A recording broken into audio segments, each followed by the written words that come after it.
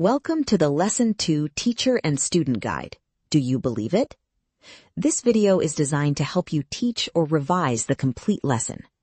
We will return to the signature reading, look closely at evidence, build word families, improve pronunciation, and use grammar in real communication. Teachers, pause whenever learners need more time to think, write, or speak. Students, keep a notebook nearby, because the most important ideas in the explain stage are worth recording. Slides 2 and 3 show the goals and the learning journey.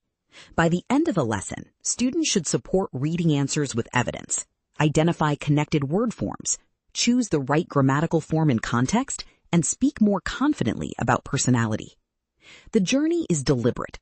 We begin with reading, move to evidence, examine words and their endings, practice sound and grammar, then apply everything in speaking. This sequence matters because language becomes memorable when students notice it, test it, and use it for a real purpose. Slides 4 and 5 begin the engage stage. Display the annotated reading and ask, "Can you still hear the text?" Students revisit 3 questions. What does the first name represent? What does an illegible signature suggest? And what does space between names suggest?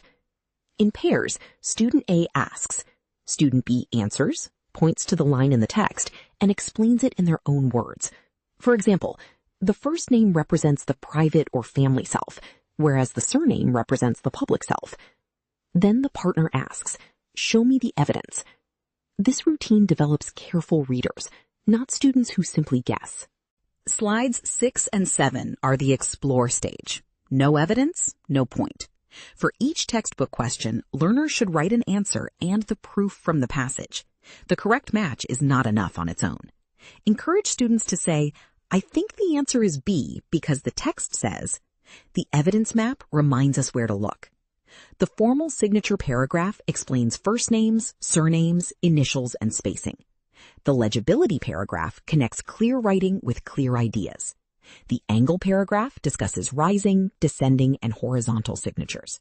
The size paragraph mentions capital letters and small signatures. After checking, students correct with a green pen and underline only the exact supporting phrase. Slides 8 and 9 are the first explain stage, word family detectives. A word family is a group of words with connected meaning but different grammatical jobs. Start with separate. Separate can be a verb. The two groups decided to separate. It can also be an adjective. They live in separate houses.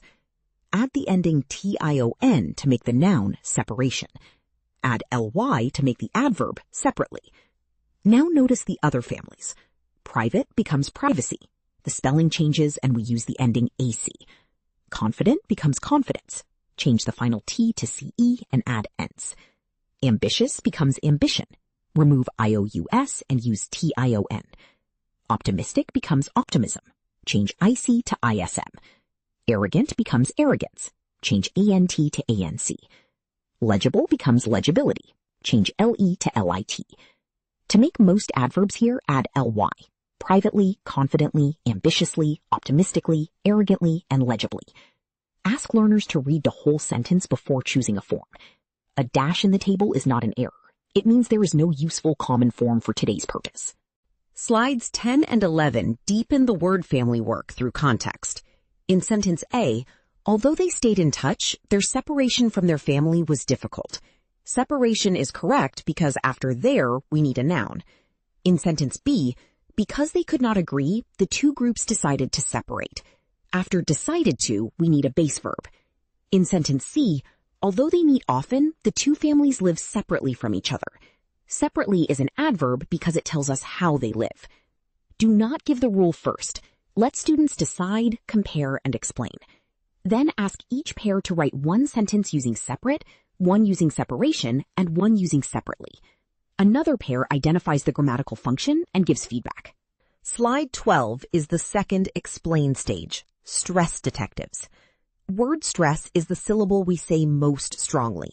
Use this routine. Predict, check, listen, clap, and repeat. Students first underline the syllable they expect to hear. Then they check a dictionary, where a stress mark appears before the stressed syllable. Practice these carefully.